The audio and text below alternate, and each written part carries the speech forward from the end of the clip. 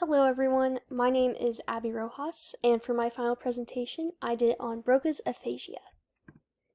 And by the end of this presentation, students will be able to explain what Broca's aphasia is, explain what the causes are, explain what the symptoms are, and finally explain what treatments are available.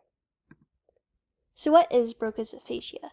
PubMed Central defines Broca's aphasia as a severe impairment in expressing speech and writing. So patients with this neurological damage can string and comprehend sentences in their head. However, when it comes to expressing those sentences out loud, they have a very hard time coming up with the words. You can almost describe it as, it's at the tip of my tongue. You know what you want to say, you just can't say it. For example, someone with Broca's aphasia might want to say, I went to walk my dog. However, due to this neurological damage, it might come out as walk dog. So what are the causes of Broca's aphasia? Broca's aphasia is caused by damage to the Broca's area, which is located in the frontal lobe. And it is normally on the dominant hemisphere, which is for most people on the left hemisphere of the brain. And the two major contenders for why people get Broca's aphasia is due to a stroke and a traumatic brain injury. However, tumors in the brain and brain infections can also cause Broca's aphasia. And on a rare occasion, brain surgery can also cause Broca's aphasia. However, patients who get Broca's aphasia from a brain surgery usually recover and the symptoms go away within 1 to 3 months post-surgery. So what are the symptoms of Broca's aphasia?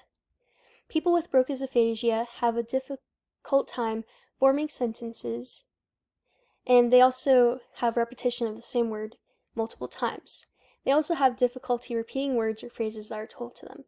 So if I were to tell someone with Broca's aphasia to say, I like black cats, they would have a very hard time relaying the same message back to me.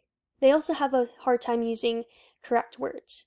For example, if someone with Broca's aphasia wanted to say, I like to drive cars, they might have a hard time coming up with the word car or cars. So instead, they would use the word trucks. I like to drive trucks. They're also notorious for using short sentences and having a simple vocabulary.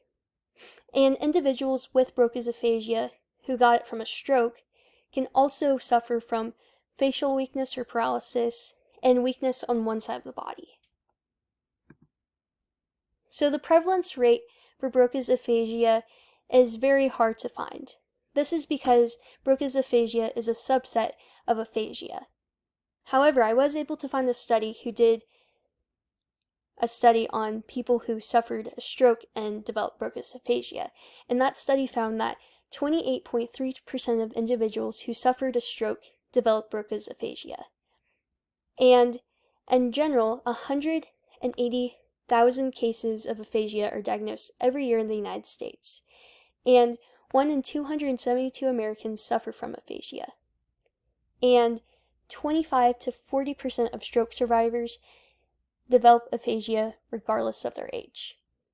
And up here in my right-hand corner, these are statistics of people who develop aphasia who do not have any sort of brain injury, who didn't have a stroke, traumatic brain injury, no damage to the brain has been done. So people under the age of 65 years old have a 15% chance of developing aphasia. And individuals who are over the age of 85 have a 43% chance of developing aphasia. So there are no standard treatments for aphasia. However, patients with aphasia and Broca's aphasia use speech therapy, technology, and melodic intonation therapy to help mitigate the symptoms.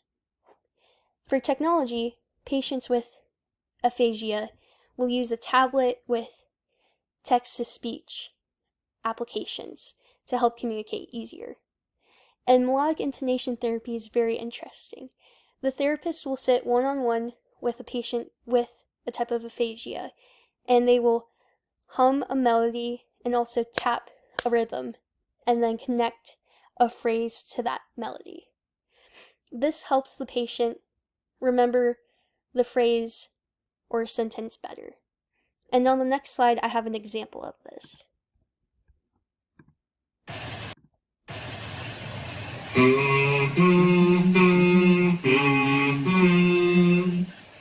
It'd be much better.